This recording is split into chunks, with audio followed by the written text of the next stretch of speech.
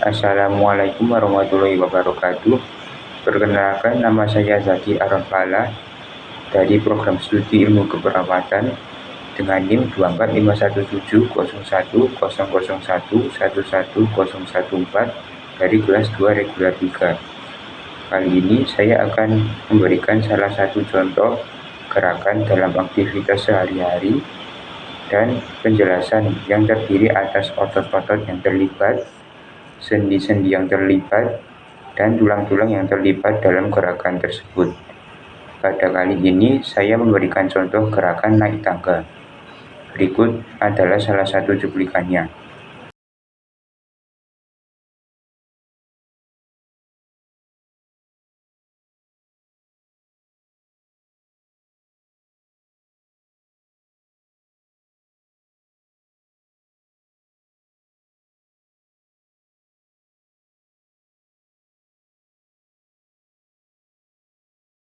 Dalam kehidupan sehari-hari, tentunya sebagai makhluk hidup, kita melakukan aktivitas atau bergerak. Dari sekian banyaknya aktivitas yang kita lakukan, aktivitas yang sering dilakukan yaitu naik turun tangga. Nah, naik turun tangga merupakan aktivitas sehari-hari yang tampak sederhana, namun melibatkan koordinasi kompleks dari sistem muskuloskeletal kita. Penjelasan yang pertama yaitu tulang-tulang yang terlibat. Aktivitas naik tangga melibatkan berbagai tulang dari ekstremitas bawah yang berfungsi sebagai tumpuan dan pengukit, dimulai dari os coccyx atau tulang panggul yang berperan sebagai dasar penopang bentuk batang tubuh, serta sebagai titik artikulasi dengan tulang paha atau femur yang melalui sendi panggul.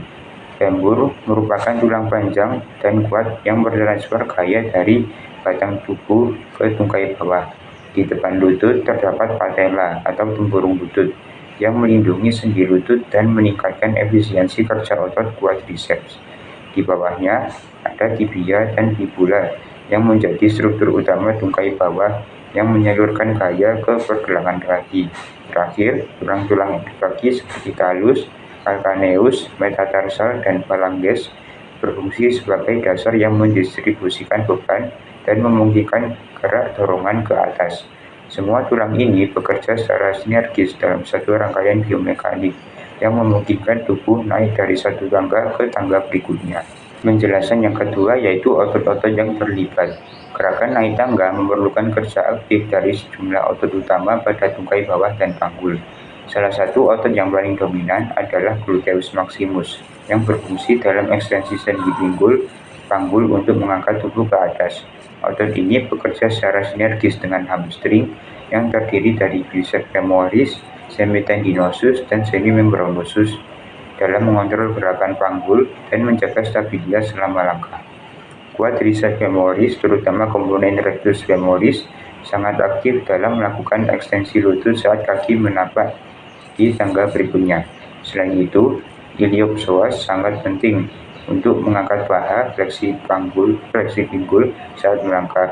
Di pergelangan kaki, gastrocnemius dan soleus kerja dalam plantar fleksi, yaitu mendorong kaki dari permukaan tangga saat berpindah ke anak tangga selanjutnya. Sementara itu, tibialis anterior berperan dalam dorsifleksi untuk mengangkat ujung kaki dan mencegah tersandung. Semua otot ini bekerja dalam koordinasi yang sangat presisi agar gerakan berjalan lancar dan seimbang. Penjelasan selanjutnya yaitu sendi yang terlibat. Naik tangga melibatkan pergerakan kompleks pada beberapa sendi utama ekstremitas bawah.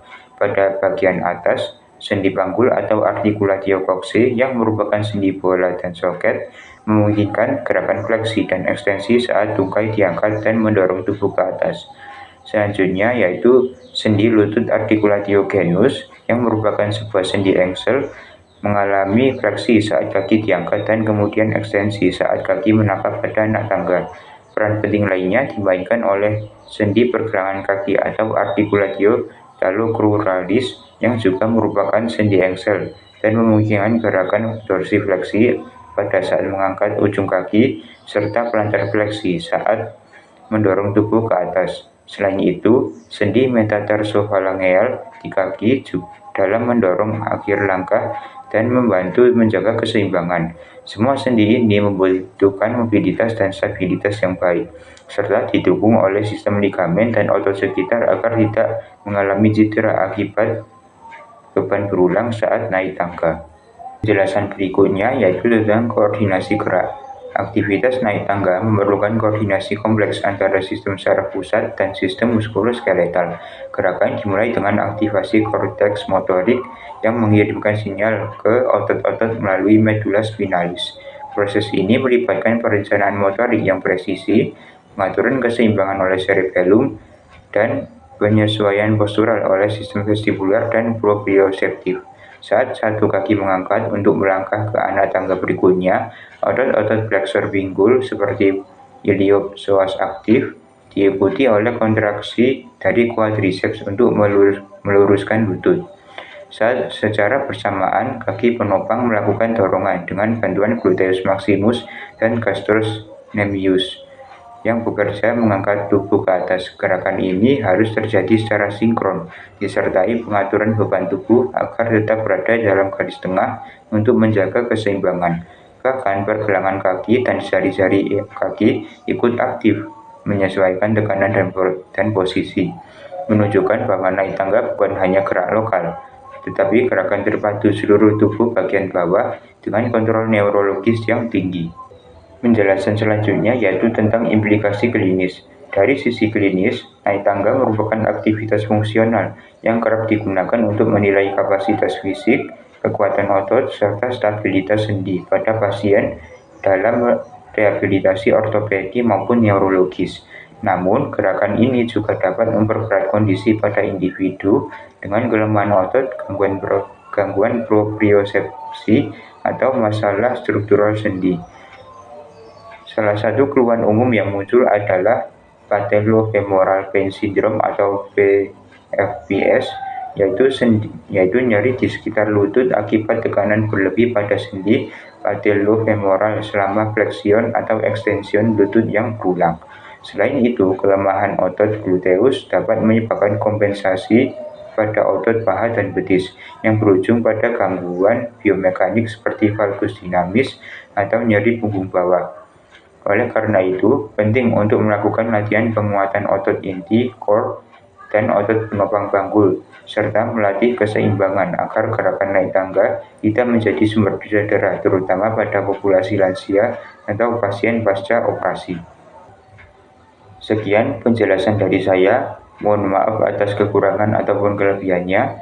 Terima kasih. Wassalamualaikum warahmatullahi wabarakatuh.